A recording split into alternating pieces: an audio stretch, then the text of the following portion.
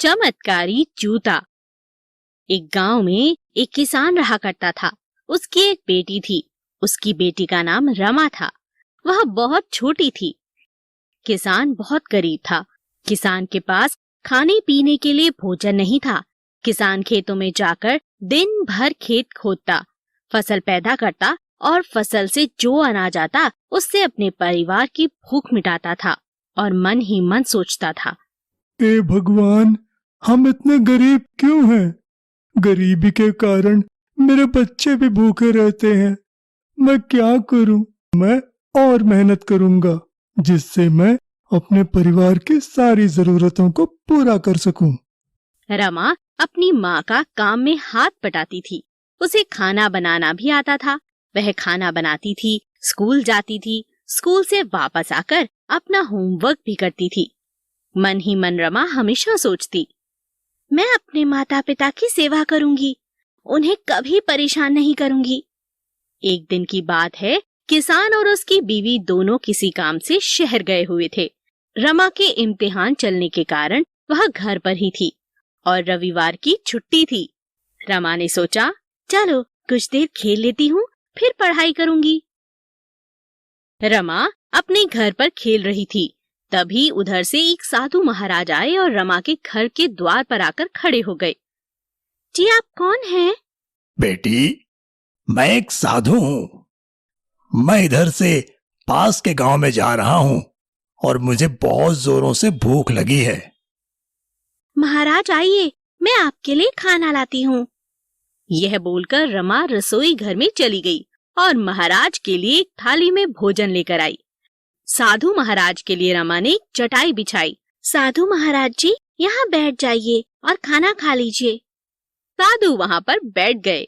रमा ने साधु महाराज को भोजन दिया। साधु बहुत खुश हुआ और पेट भरकर भोजन खाया और बहुत प्रसन्न हो गया। साधु महाराज बोले, बेटी, तुम्हारा नाम क्या है? महाराज, मेरा नाम रमा है। रमा, आपके घर में कौन कौन है? महाराज, मैं और मेरे पिता और मेरी माता है। बेटी, मैं तुमसे बहुत प्रसन्न हूँ। इसके बदले में मैं आपको एक उपहार देना चाहता हूँ। यह बोलकर साधु महाराज हाथ फैलाकर मंत्र जपने लगे। इतने में साधु महाराज के हाथ में जूते आ गए और वो चमकने लगे। रमा जूतों को देखकर बोली, महाराज जी, ये क्या है? बेटी, ये जूते हैं।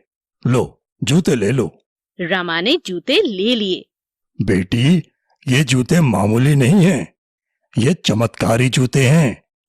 तुम इन्हें पहनकर जितने कदम चलोगी, हर कदम कदम पर एक सोने का सिक्का मिलेगा।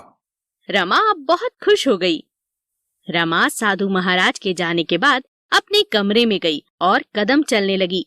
उसे हर कदम पे एक सोने का सिक्का मिलने लगा। रमा बहुत खुश हो गई और कहने लगी, अब हम अमीर हो जाएंगे। अब मेरे माताजी और पिताजी को और कोई काम नहीं करना पड़ेगा। इन जूतों से हम सारी जरूरतों को पूरा कर सकेंगे। जैसे ही रमा के माता पिता आए तो उसने सारी बात उन्हें बताई और सोने के सिक्के भी उन्हें दे दिए। किसान बहुत खुश हुआ और मन ही मन सोचने लगा, धन्यवाद भगवान जी, ये सब आप ही की वजह से हुआ है। उन्होंने सोने के सिक्के बेचकर अपनी सारी जरूरतों को पूरा किया।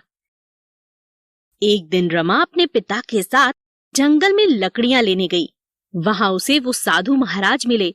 रमा अपने पिता के साथ साधु के पास जाकर बोली, प्रणाम महाराज जी, आपने मुझे पहचाना? मैं हूँ रमा। हाँ बेटी, तुम वही हो ना जिसे मैंने चमत्कारी जूते दिए थे? साधु जी धन्यवाद। जिस समय हमें पैसों की बहुत जरूरत थी तब आपने हमारा साथ दिया, लेकिन अब हम ये जूते आपको वापस देना चाहते हैं। हमें जितनी जरूरत थी हमने इन जूतों से वो पूरी कर ली। बेटा, मैं तुम सबसे बहुत प्रसन्न हूँ। तुम सबने कोई लालच नहीं है। ये अब तुम्हारे हैं। चमत्कारी जूतों का ख्याल रखना। ऐसा कहकर साधु जी गायब हो गए। रमा और उसके पिता को कभी कोई आर्थिक तंगी नहीं हुई, क्योंकि बाबा जी का रमा पर और पूरे परिवार को आशीर्वाद जो था। हमें कभी लालच नहीं करना चाहिए। लालच के फल बुरे होते हैं। हमें थोड़ी लालच से बहुत बड़ा नुकसान हो सकता है। हमेशा मन साफ रखना चाहिए।